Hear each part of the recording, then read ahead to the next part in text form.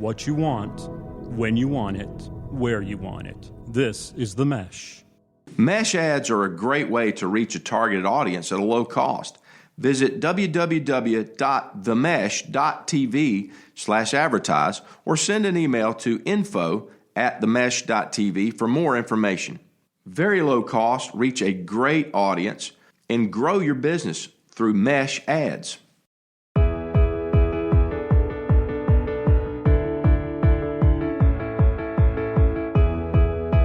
Hello, everyone, and welcome to the Forecast. We are your connection to the who's who in the game of golf. We hope to make you laugh, learn, and win, and grow your golf IQ. I'm your host, Allen Burton, Director of Instruction for the Allen Burton Golf Academy at Lake Hickory Country Club in Hickory, North Carolina. I'd like to thank all our listeners for tuning in.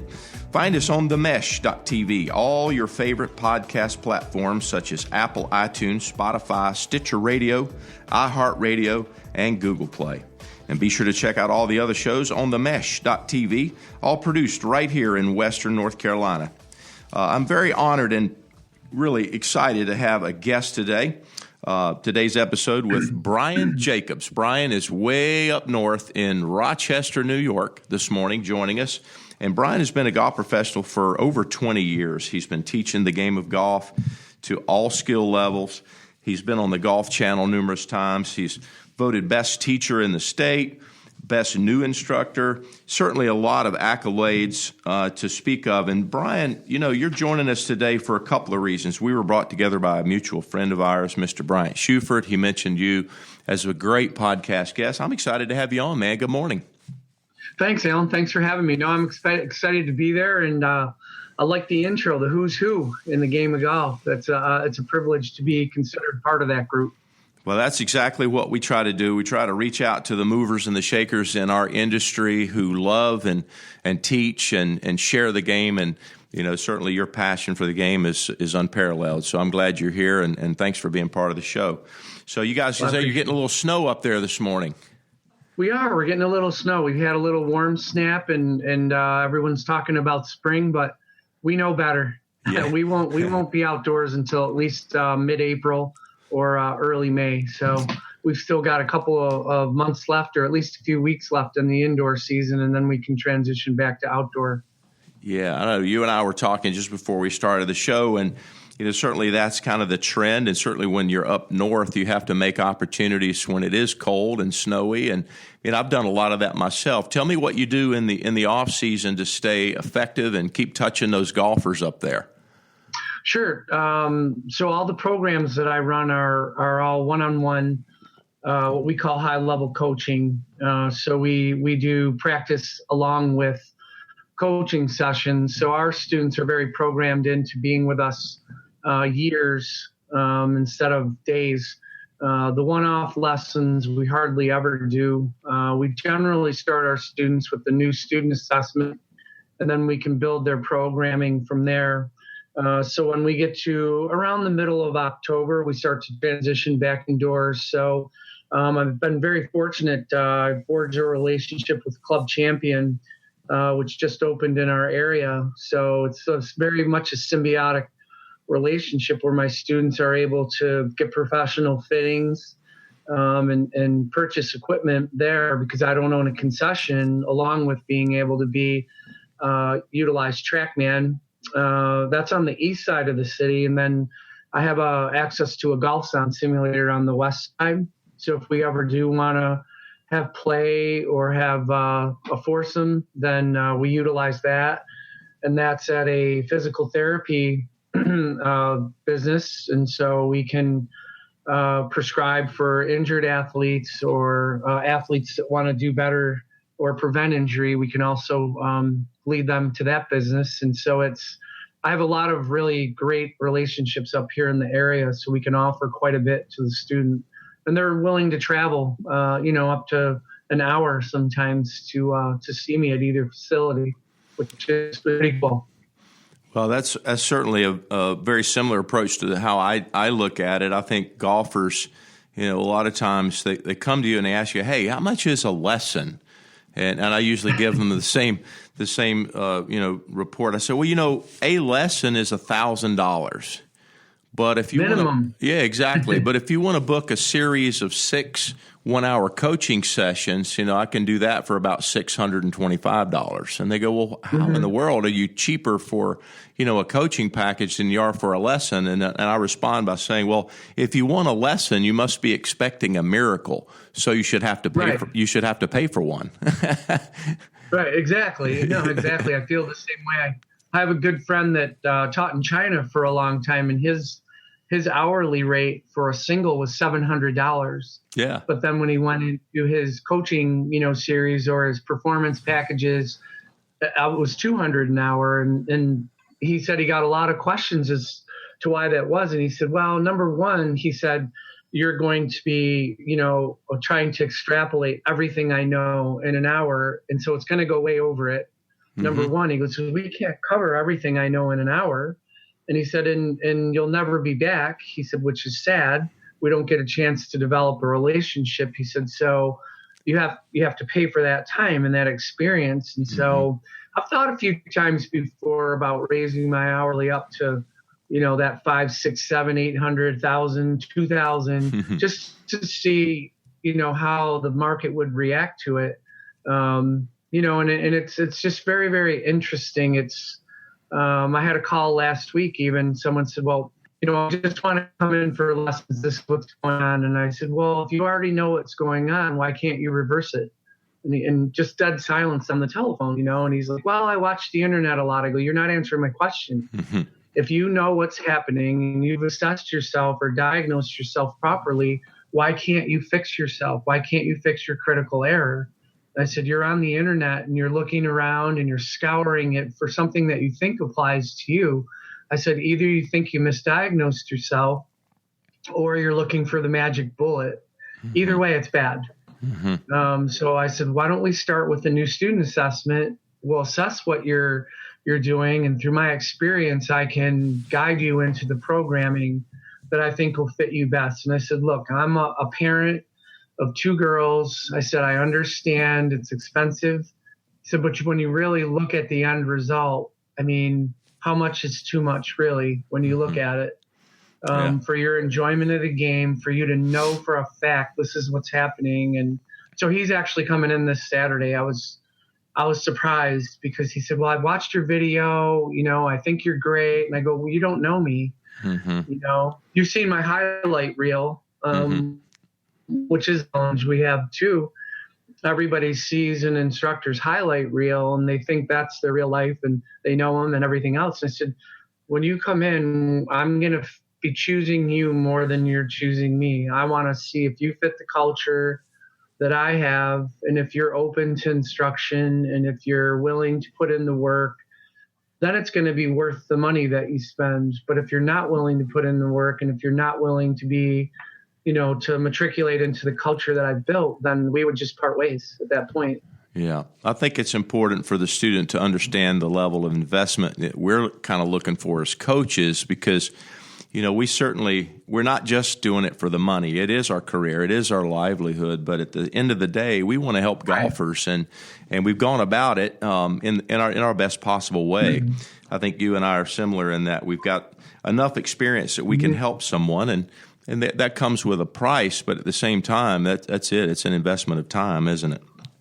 Most students. Well, exactly. And the thing is, I learned early in my career too that, and I did a lot of golf schools. I worked with ESPN golf schools for 6 years and saw thousands and thousands and thousands of people and thousands of swings and thousands of different personalities. And the big thing is you have to be able to change their ball flight or they think you're a quack, number one. And then there's ... But for this to change into a behavior, you have to continue on this path. And what'll happen with people, and this as well, that they want to be immediately gratified. And there's so much to this game. There's just so much to this game that, it takes years and years and years and years. I'm 58. I started at 27, and I feel like the best years still ahead of me as far as my play and my learning. And we have to constantly keep learning. And I got a message last night. I have 3 students that are are in Florida. They're at reunion, and one of the students texted me and said, if I hadn't invested so much, I would quit, quit golf. And so I called him immediately. I go, what are you talking about? He says, well, I can't get a pitch to go up in the air. Well, tell me what you're doing. Well, I'm using my 58 and and I said, well, do you know that the grass is different in Florida than it is up here? Oh, it is? Well, yeah, it's Bermuda and we have bent. I go, and what's the substrate? What's the ground underneath Bermuda? I have no idea. It's sand. Mm-hmm. And so when you are hitting a shot, like a wedge shot, I said, and you have any part of the dig coming into there, I go, it's not going to be good. Mm-hmm. You're taking too much loft and you're trying to hit these, high pitch shots. Well, they don't work in Florida, unless you're a commensurate player and you understand, how to use the golf club. Mm-hmm. Oh, so now are you still going to quit? He goes, well, no. He goes, that's something I didn't know. And I said, well, in your prep work before you left, I said, we did explain that. But I said, that I'll be down there with him again in a couple of weeks. We go to Bay Hill. And I said, you're going to notice the difference in the grass, just by where you play too. If you play at Bay Hill, it's going to be more manicured than if you play at another golf course. And so you've got to be aware of the environment that you're in and what you're trying to do. And most people are in the lifeboat rowing to shore, if they hit one bad shot, instead of saying, oh, wait, this is a pattern. I need to change it. What am I doing? Mm-hmm. Rather than, complain and curse and swear and I'm going to quit, why don't you become introspective and start to look at why this is happening and how am I going to reverse it?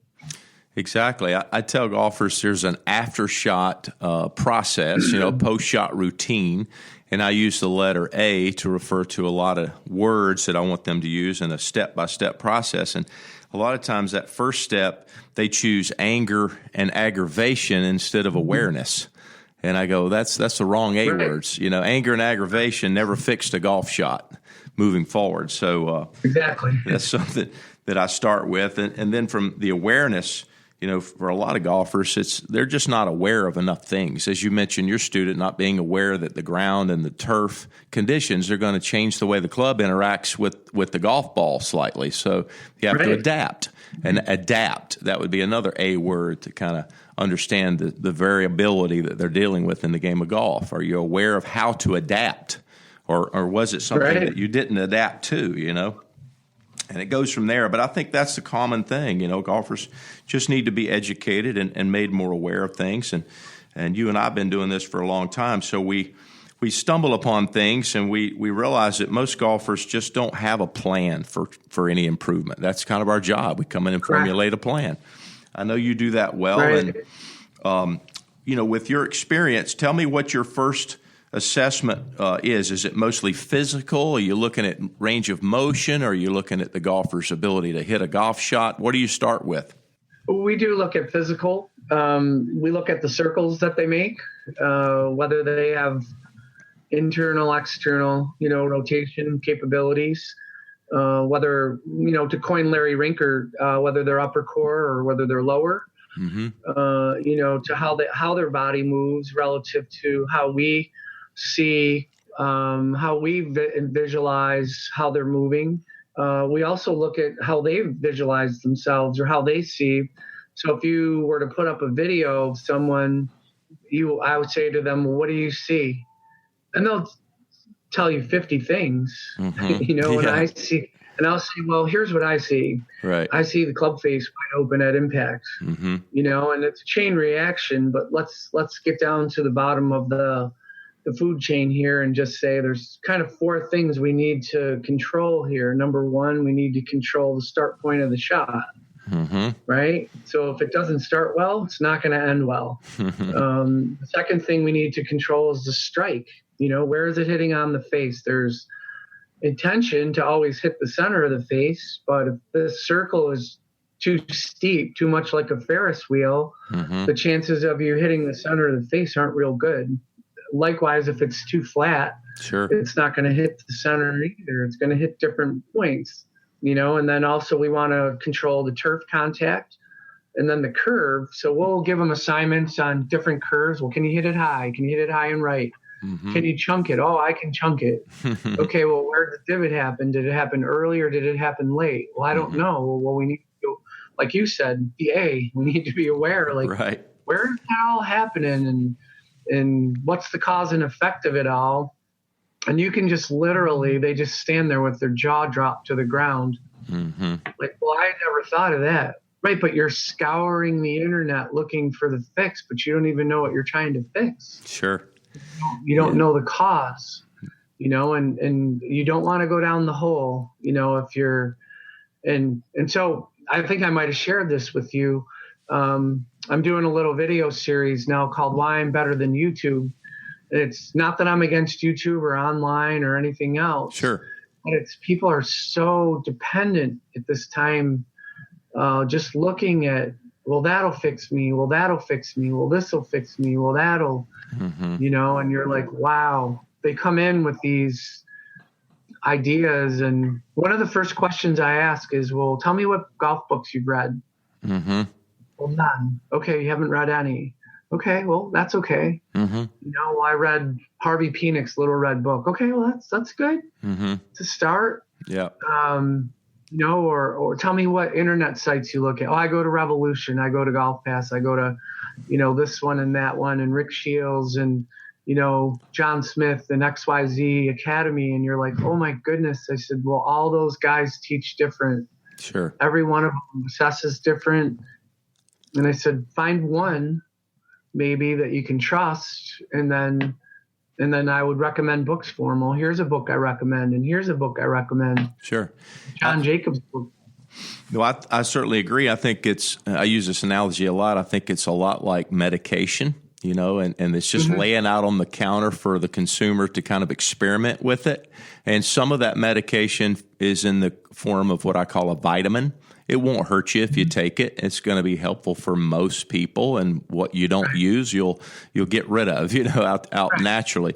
And then there are makes your pee yellow. That's about it, right? Yeah, exactly. And then there are some pills in the form of prescription medication that if you take too much of that, it's going to kill you. So golf instruction needs to be specific to the individual, and I think that's where we come in as coaches. And the internet's never going to replace someone like you or myself, hopefully, where the individual is making contact with a person who is, finely tuned to communicate with that individual. I think that's what we have to do as coaches, is find out ways to communicate our message specifically to the individual in front of us, and they will benefit if we can get that relationship, get the opportunity to communicate over time. I agree, and I think that touch point is still really important, where you're actually physically shaking hands with someone, or someone's physically touching the golf club and moving it for you. If you're working on something technical, then if someone's traveling or out of town or playing tournaments, to have some additional assignments for them to do that's directed by you. But I think, originally when I got into Golf Channel and into the content business, it was content business to help people out. And I think the original intention of content was to bring more people to your academy, to get that physical touch. And now what's happening in the content business is content is strictly to teach, which I think is kind of a scary place to go if you're not with an instructor, to help guide you through that process a little bit. And it's kind of been a focus of mine the last year to really make sure that the content when I'm shooting is to always end with a call to action, like, this is helpful, but the most help you're going to get is to go see a guy like yourself, or a lady, like yourself, that can really form a relationship where you have that bond that you can call them and talk to them, and you can have that trust factor between the two of you.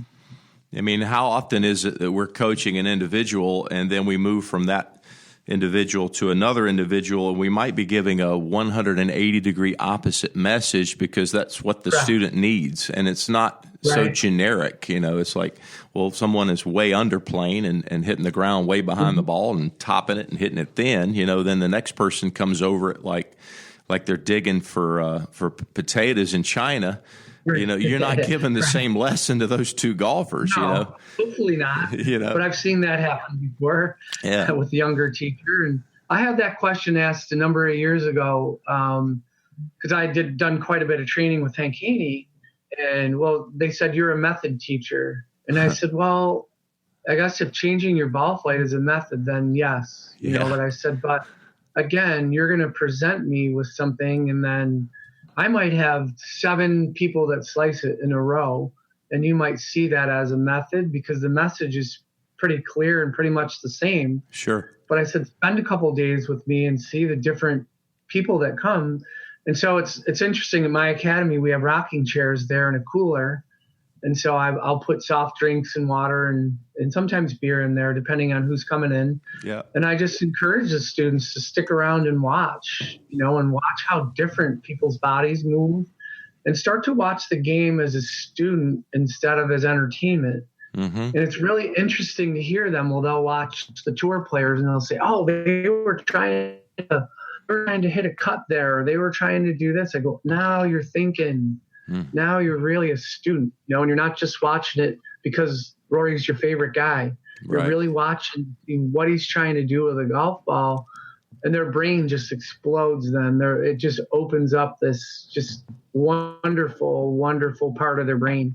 Yeah, absolutely. And so when a golfer sends a videotape in to us as coaches, I've often wondered how that approach was going to be effective, because one of the things we're missing from a video is what the ball did. You're looking at a swing from a cosmetic standpoint, and you could critique it based on what you would prefer to see as a coach. And certainly that's never the approach that I take, because there's not one look I'm going for. I'm not trying to make swings pretty. I'm trying to make them effective and for functional, that individual, functional. And so ball flight has always been, the approach. And without ball flight, I don't know how you could really truly help someone play better golf. I mean, I think you and I both agree John Jacobs' statement about what golf really is what the ball does. Golf is what the ball does. And so if you don't see the ball, you can't really coach someone on their swing. And it's always interesting. That's my first question always. Well, what was the ball flight? Well, I don't know. Well, that's where we start. Tough to assess it. If you don't know whether you hit it thin and left, or if you chunked it and hit it right, or whether it was off the toe or off the heel or off the center, or what was the height, what was the shape, what was the curve, how did it land, and I don't know. I'm trying to hit it, and I go, I understand that, but at the same part, you can't fix. You can't fix what you don't know. Like, it's the same with our assessments. Players will say, well, why do we have to start with an assessment? And I'm like, well, didn't you do that in your first day of your job? Right. They're like, what? Well, didn't your boss sit down with you and say, well, here's the goal. That's a job description. Here's what you need to do. Mm-hmm. Here's how you're going to get there. And then you figure it out over the years on how to get from point A to point B. But if you don't have a job description, or a path, or a vision on where you're going to go, I go, it's going to be pretty much what you're doing, jumping around to different instructors and not getting anywhere. Yeah. And now I'm your last hope, because you've gone to 40 different people.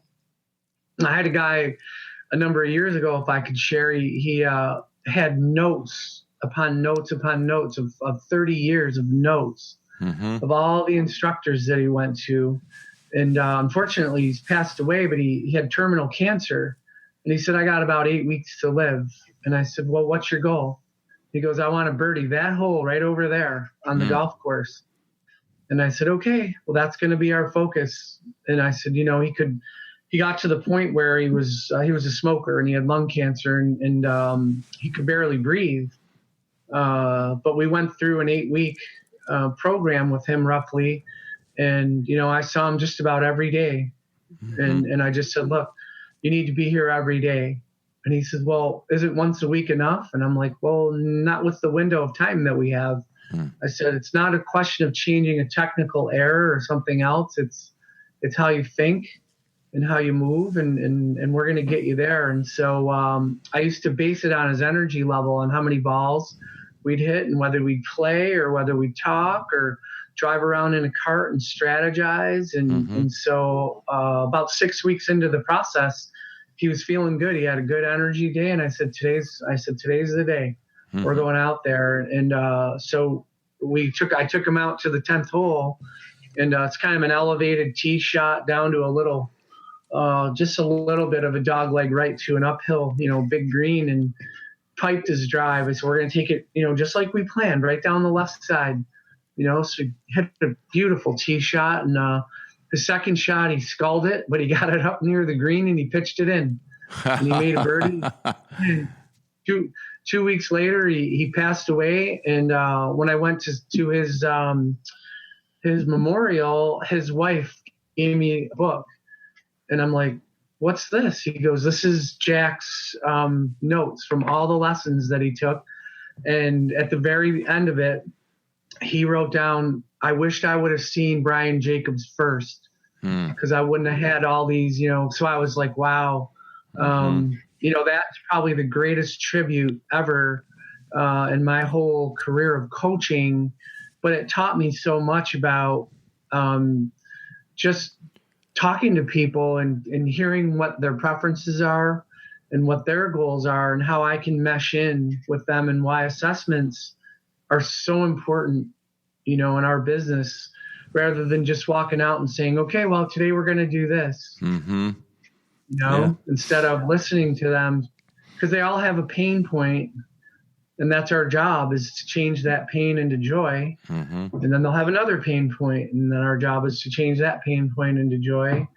And so I look at it like we're doing a lot more than just teaching golf.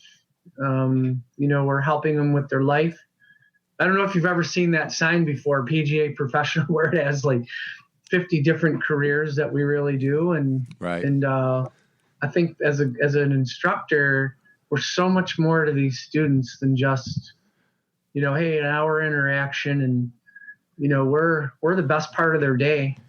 And so it's important for us not to mail it in, ever. So when they show up, that we make that the best part of their day, that we're happy, and that we're cautious in what we say, and we take them down the correct path, and that we can show them results. And that's why that assessment to me is so important, because we keep relying back, saying, here's where you were, here's where you are. Yeah, why did it take so long? Well, it's just the learning curve. If you're going to play piano, you can play chopsticks in 5 easy lessons, but if you want to play Beethoven, it's going to take us a while, and that's the way I look at it. Golf is. I kind of always go back to him too, and I used to go back to him and say, I'm sure the first time you walked, you got right up and, I'm sure you walked right away. And they kind of smirk, and I'm like, look, this is hard, way harder than walking. Oh, yeah. Yeah. Yeah, and walking for most people was about a 12-month endeavor from, their beginnings as a human to actually standing upright without falling down. It takes about 12 to 14 months, So. Yep. And now they do it pretty well, hopefully, and don't fall down most days. But that's a question for the individual. The age we're getting to. We're going back the other way, right? We're going back to fetal position, falling and crawling again, unfortunately. Yes, sir. I think let's hope not, but let's say that there's years ahead of us that may be the case. It's powerful how you mentioned the skill of listening as a coach, and I think that's really great to remind ourselves each day. That's really what we're doing. The more we can listen and tune into our student, the better we're going to help them with their specific goals. And they may have a goal completely unlike yours as a coach. You may assess and think, well, gosh, this person needs to do this with their golf swing. And like you said, maybe all they want to do is birdie a golf hole, or maybe they want to do is play without embarrassing themselves among their friends. And, so it's just the way it is. So let me ask you this. From your perspective, you've mentioned you've gone into some consulting and helping the industry. I mean, what are some of the biggest challenges that you see in our industry, and what are the things that you're helping golf professionals and young coaches do to overcome those challenges? Well, we always try to look at certifications versus customers.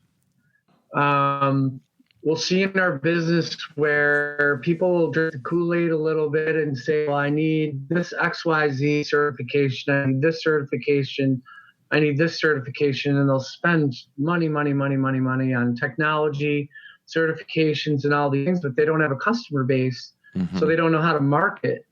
And to make wise investments, it's I had an advisee recently that said, well, should I get XYZ?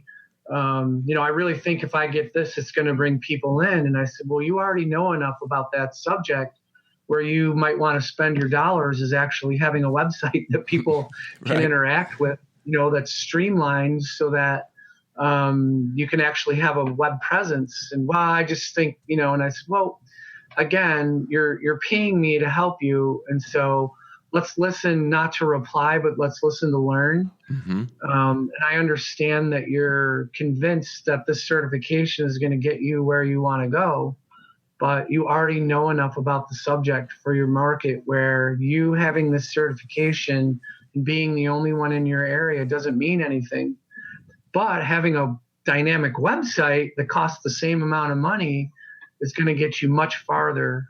You're going to have 100 students at $50 an hour to pay for that certification rather than taking that money and putting it into a dynamic website with a link that leads to a book now to have 10 students. It's going to pay back your website in 10 students.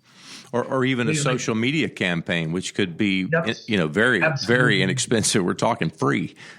Free. Yeah. Right. And where, even talking to people about, well, where do your students come from? And they're like, well, they come from, central, XYZ state. Well, yeah, but I mean, how do they get to you? Well, they drive. Well, no, what drive you? And they're like, well, they're cars. Okay, well, are you, and you're like, trying to get them to say, well, social media, and they have no idea what it is. And they're like, well, I don't do that. I don't like to get on there and it's bad. And I go, no, it's good. And I said, you need to look at analytics and see if you're doing Facebook or look, I get Facebook, people put food pictures and they talk to their friends, but it's a dynamic business tool. And if you start to look at analytics, and how much time you're giving, per student that you're getting, the payoff is phenomenal. Right. Instagram, I post through Instagram and it goes to Twitter and Facebook, but Facebook is really what drives people, my demographic, to me. And so when I look at analytics, if I'm going to do a campaign, that's how I do things. I'll put a little bit on IGTV. I'll do a few organic posts, and then I have an agent also that will do some posts for me. Where I spend dollars to do campaigns because he's in that space and he understands how to get people to click through to my website and sign up. So as we're consulting, or as I'm consulting with people, really looking at them as a business, saying, is this a hobby or a business, first of all? Because with most people in our not yourself, but a lot of people look at it like it's, well, if I just put the sign up and, people are going to come in. It's not how it works anymore, unfortunately. And the jobs where the instructors are at clubs, and they've got a captive audience, those jobs a lot of them are going away. A lot of people are moving off site. They're moving into indoor facilities so that they can control their destinies a little bit more. Sure. And they can keep their percentages down. And rather than pay maybe a club for a cart and turf and balls, they're going to pay rent and be able to be open as long as they want, take as many people in as they want, and make as much as they want. And so it all depends on their business too. But we always struggle with the certifications in technology versus social media and a great website. Sure. Yeah, and it's a person's brand, and they have to make some decisions as to how they want to brand themselves. And certainly marketing is a lost art for a lot of folks that come out of maybe a PGM program, and I'm not sure marketing was really one of the subjects. I'm not sure for for most if they've had much exposure to the concept. I mean, for me, I'm an old school guy. I'm a grassroots guy. I used to get out on the range and just try to talk to people and build my business from some old school approaches. And as you get busier, there's definitely less time because you got a full lesson book. It's tough to get out there and market. You have to have someone out there doing it for you. And certainly those social media campaigns can be marketing for you while you're still teaching and working with your clientele. I used to do a drawing in a golf shop. I would put a fish bowl out on a nice decorated table with a proper skirt and my logos and stuff everywhere, and just say we're having a drawing for a free driver at the end of the season, and so you could get a lot of leads that way. Sure. I would call every one of those leads and say, hey, you got an invitation to a free golf clinic Saturday morning. That's what you've won. It's a preliminary prize, and that would bring out 12 people for a clinic, and 4 to 6 of those would sign up for a program. So you just get in front of somebody and show your passion, your interest, and your ability to help them. That's kind of how you build your business. I know you've also done some coaching with Colin Swatton. Is that something you're ongoing, or is that a program that you did with him? Tell me about your relationship with the former caddy to Jason Day. Yeah, well, Colin and I met a couple of years ago, and then we thought we would be able to run some stuff together called Tour Practice Series. We had quite a few bites in it, and then we would have people back away, so we never could really get it off the ground and work it, but we still talk and still dream about having that happen. A lot of it is price point, and a lot of it is just it's schedules. Like our schedules are so different. I mean, with him being with Jason, and then also he has a couple other guys that he works with.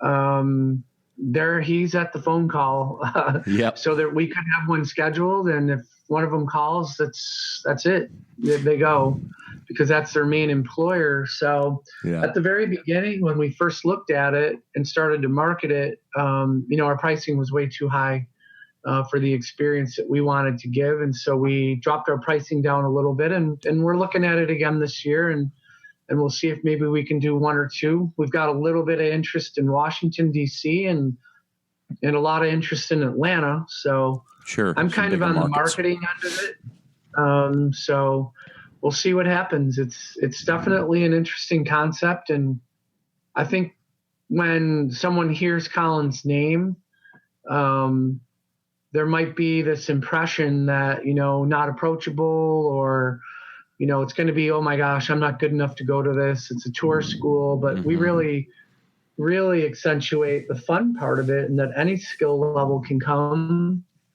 to the day. And it's really, at the end of the day, it's a great experience. We spend the whole day with them. We do a meet and greet at the end of the day. And generally those will either benefit youth golf or a charity in the area. And that's led into some speaking stuff for me, which has been great, where one of the clubs in Washington has a speaker series. So I've been invited to go in and give my Born a Mule, Die a Mule speech. I got a mule DNA. I never was a thoroughbred, which is okay. I just keep moving forward. Mules never become thoroughbreds; they just stay mules, which is okay. Absolutely. Yeah. I was briefly introduced to Mr. Swatton at a PGA show in Orlando a couple of years back, and the conversation that we had in the aisleways there at the show was really fascinating to me. I asked him about Jason Day's putting practice on a typical week, and his response to me was there's numerous weeks where he might spend 20 hours putting. And I was not that surprised by that, because Jason Day is an amazing putter and a great testament to what it takes to become great. But I think oftentimes our golfers are so shocked and amazed at how much time it takes to be that good. And we ask our golfers, hey, how much time did you spend putting last week? Well, I was 10 minutes before the round, maybe I hit a few putts, but No wonder you're so good. Yeah, exactly. Yeah, and they want to compare themselves. Right. Yeah. They want to compare themselves to the PGA Tour putting stats, or at least what they perceive the stats to be based on what they're seeing on broadcast television. So you have to remind them, no, you're seeing the highlights. You're seeing every putt made that day. You're not seeing the guy that putted lousy on Thursday or Friday and missed the cut. You know, he's at home watching golf on television on the weekends with us. You know, he missed the cut. He's not getting paid. He's not getting paid. He paid. Right. Yeah. Yeah, I think it's been interesting too, knowing Colin, that just the level of commitment that he has been just amazing to me, and that it's so different. I'm not sure how to put this in an eloquent way. A lot of people strive to teach tour players, and that's where they want to go. And it's great for, to do that, but it's a tough life. Mm-hmm. It's a lot of hard work. And you'll see at the end of it, for many of the teachers, they're kind of looking at you saying, man, I wish I did what you did, where I was in the same spot.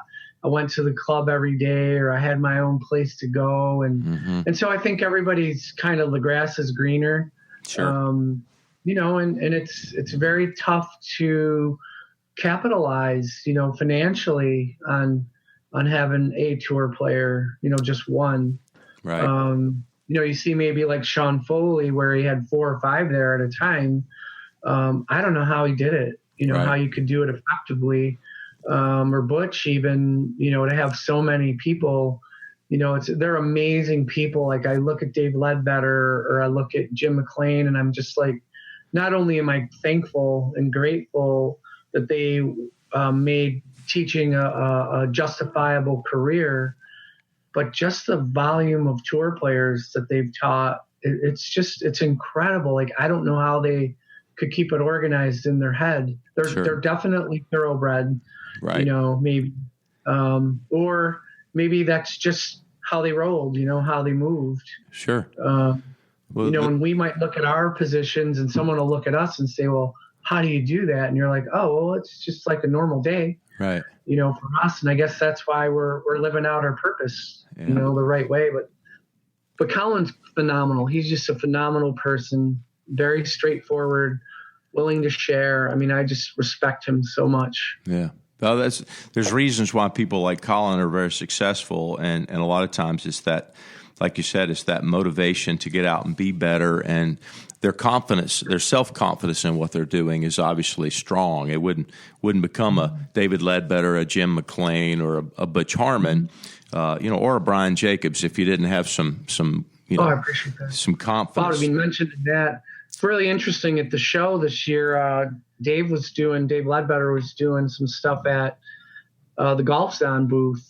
And so we snuck one of my top players in there that's working in Miami right now. And it caught him off guard a little bit, because, when people are at the show, you kind of don't get the top level players. And this kid actually won the New York State Juniors. I mean, he had some ideas about maybe, giving it a go on tour. And I said, well, you won locally and you won regionally, but you haven't won nationally. Mm-hmm. And so maybe we need to, reassess and think about this. Do we really want to go that route, or would you rather just take your degree and go into business and play amateur golf? And he goes, I think I'll just play amateur golf. And so he's chosen a great path. But when he hit the first ball, David was like, kind of like, okay, this guy's not a chopper. All right. Yeah. Let's see what's going on. Like, well, what's your miss? And he's like, well, my miss is, tip. Oh, okay. And so I went up afterwards and talked to him, and he said, well, that young man, he said, can really hit it. He goes, I go, yeah, he's a high level player. I said, sorry, we snuck him in. The Golf Zone guy asked me, another head pro that I was with, or Andrew, and I said, well, take him. He'll be fun. What did he actually give him to improve? What was his assessment? Well, I think as a teacher, he gave him the same exact thing that we work on. Andrew has a tendency to get under the plane. Yeah. And then he has to save the shot, so he hooks it a lot. So we get him to feel a little bit more connected with his elbows, at impact. And so, in general, just having the club move a little bit more out to in and into out, and Sure. and lean in a little bit more. And so Andrew, his name's Andrew Fidel, he came over to me afterwards and said, "That's the same stuff that you told me." I go, "Well, he told you a different way." Yeah. And I go, and obviously, he's not a bad teacher, so Sure. it might be good to listen to him. Yeah, right? absolutely. But it made me feel good that I was seeing the same things that he was seeing. Yeah, and I think golfers often just don't realize how much golf is like Goldilocks. You're either too much of something or you're not enough of something, and it's you continue to do what Goldilocks did, and you'll eventually find what's just right. And that I always tell my kids, I said Goldilocks is in the LPGA Hall of Fame for that very reason. She never gave up until she found what was just right, and you have to assess yourself, but you also have to know which way you're trying to move it, which way you're trying to move something. Exactly. Yeah. And it's okay to make mistakes. Yeah. If you make mistakes and like I ask my students, to curve the golf ball. And if you thin it, chunk it. If you hook it, fade it. If you hit it high, hit it low. Well, why would I do that? So that you know what square is, so you know what good is. Right. I said, you hit every shot under the sun except a good one. Yeah, but I'm trying to hit a good one every time. Well, you can't. The best players in the world don't even hit it good every single time. Yeah, mistakes are part of the game. Yeah, mistakes and being able to assess those mistakes. My dad said it like this. He said, "Son, you're going to make mistakes. Just keep making new ones." Yeah. Right, exactly. It's like, I love that. Yeah. I'm going to write that one down. Yeah, and that's the way it's always is for a golfer. It's a game of mistakes, and managing those mistakes is what makes someone a real champion, and understanding and assessing those errors. So, we've had a great conversation this morning, Brian. I tell you, you're a mover and a shaker in the industry. It's been a pleasure to have you on this morning. And before we leave, I would probably say, with the winter still kind of in the grips up there in Rochester, what would you tell the golfers in the same situation to get ready for the season? What do they need to do at this moment right now to have their best golf ready for spring 2020? What do you want them to do? Yep, I would say don't wait. Get training right away. Address physical, flexibility, and also your technical. This is a great time to break down any technical flaws that you have. And train, get with an instructor that has an indoor facility and let him or her set you up in a program, and you're going to be a lot better off when you hit your first tee ball outdoors in April or May or June, whenever we get outdoors. There'll be a higher level of confidence. And I would say, again, don't wait. A lot of people are sitting around and the time slips away, and it's going to be March 1st, Sunday. Right. So we're literally 6 weeks from the season, and if you keep sitting the way you're sitting, you're never gonna get forward. You're never gonna get ahead. That's right. I could not agree more. I think getting golfers off the couch and into some training is the best thing, and do it right away. Reach out to that coach in your area that has an indoor facility. If the weather's not great right now, don't wait for springtime and birds to chirp and the Masters to come on television. Be ready. Mm-hmm. It's too late. Done. Yeah, absolutely. Season's over. Yeah. So we call it winners win in the winter up here. And so if you want to be a winner, you train in the winter. And I can show people data for years and years and years of teaching indoors where my academy doesn't represent the national handicap of lesson takers. We're 3 shots lower. Fantastic. And people will be like, well, how does that happen? Because these people train. Right. They get after it. Right. Tell people, I tell them all the time, is you got what it takes, but it's going to take all you've got. And sitting on the couch is not going to get you where you're trying to go, as a golfer. So that's great advice. Absolutely. Great advice. Or as a person. Yeah, exactly. Or as a person, absolutely. So, Brian, I tell you, I could not thank you enough for spending a little time with us this morning and sharing your wisdoms, my friend. We've hopefully made a friend for life here, and we want these golfers to get better in 2020, and you've got a great pathway for them. So I hope they'll reach out to you. Tell us all your social media platforms that they can get in touch with you and stay in touch throughout the year. How can they reach out to you? Yep. Instagram, Twitter is at Brian Jacobs Golf. And then my website is brianjacobsgolf.com. You can find me on Golf Pass or golfchannelacademy.com, which is moved over to Golf Pass for video content. I've got probably, 60 on there now that live and breathe. Yeah, it's amazing. They picked a fat bald guy. It's nice. No, and our listeners need to also know it's Brian, Brian, not Y. Correct. Yep, I have a brother named Brian. He spells it with the Y, so I want to make sure people know how to spell it. But listen, golfers, it's been a great show. We thank Brian for joining us, and remember, it's an opportunity for you to advertise here on the Mesh. If you have interest in being an advertiser with us, we'd love to talk to you. You can reach out to us at info@themesh.tv or visit the website at themesh.tv/advertise. And look, we look for great sponsorships as we grow the show this year. 2020 is going to be a great year for golf. If you got any questions at all about today's show or comments and you want to reach out to me, I'm Allen, Allen, at allenburtongolf.com. I'd like to thank again our guest, Brian Jacobs, for joining us. And Brian, next time we're going to have a great show, and I look forward to seeing you soon, buddy. Thanks, Alan. I appreciate it very much. Likewise, sir. All right, golfers, get off that couch, get into the training, make this year your best year. And until next time, we'll see you soon from the Forecast.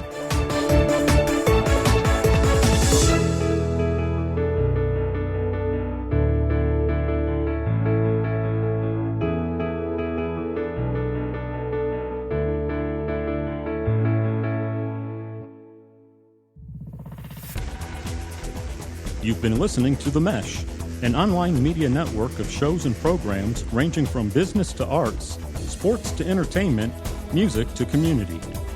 All programs are available on the website as well as through iTunes and YouTube. Check us out online at themesh.tv. Discover other network shows and give us feedback on what you just heard.